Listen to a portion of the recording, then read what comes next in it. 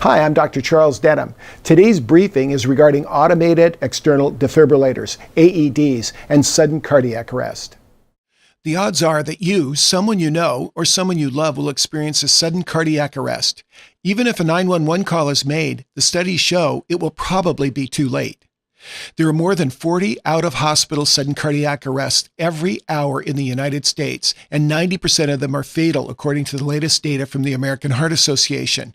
This is when a victim's heart stops beating, and only immediate chest compression and use of an automated external defibrillator can save them. According to the AHA, only 18% of the population have current CPR training, and only about two-thirds have had some kind of training at all. Far fewer know how to use an automated external defibrillator. And although 10,000 sudden cardiac arrests occur in the workplace, 55% of employees are unable to get CPR and AED training from their employer. Half of U.S. workers cannot locate the AED at work, and 66% of employees in the hospitality industry cannot find an AED when they need it. Yet when O'Hare Airport put AEDs within 90 seconds walking distance in any direction, the survival rate rose to 70%. The rescuers were the general public travelers, acting as Good Samaritans, responding to an emergency, not airport medical staff. It turns out that if CPR and an AED is used within 3 minutes, or what we like to say, 3 minutes from drop to shock, the survival rate is amazing. My message to leaders of organizations, caregivers, scout leaders, and educators is that this should be our goal. Another great airport story is the one the American Heart Association tells in their public awareness video about 2 college students. A hands-only CPR training kiosk, just like this one, saved my life. In only a few minutes, someone just like you learned the valuable skill of hands-only CPR. And I am here today because he took the time to stop and learn. 3 days after Matt learned hands-only CPR, I was on my college campus walking in a parking lot where I was struck by lightning. I went into cardiac arrest.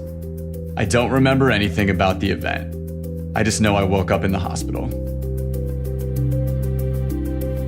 On April 4th, 2015, I had a 3-hour layover at the Dallas-Fort Worth International Airport.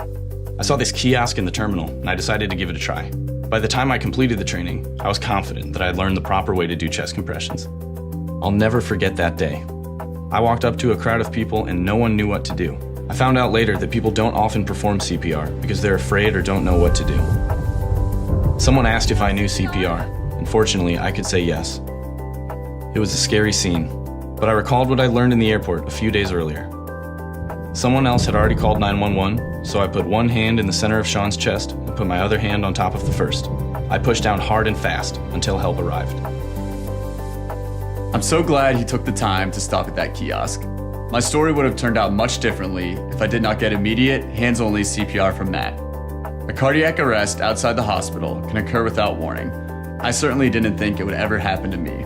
But I'm so grateful the American Heart Association is making life-saving education like this available to the public through the hands-only CPR training kiosk. Take a few minutes to learn now. You could make a difference and save the life of a stranger or someone you love. The story about children and youth is even more motivating. Consider this: 25% of sudden cardiac arrests in children happen on the playing field. That means in Orange County, California, where I live, 1 to 2 per month will go down at play, and we will lose 70 children in a year from out-of-hospital sudden cardiac arrest.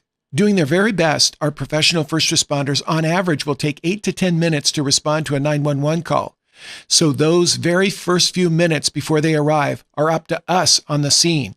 Would emergency medical services in your community make it to your playing field in time to save your child's life? Even if they do, the likelihood of permanent harm due to the prolonged lack of oxygen to the brain is significant.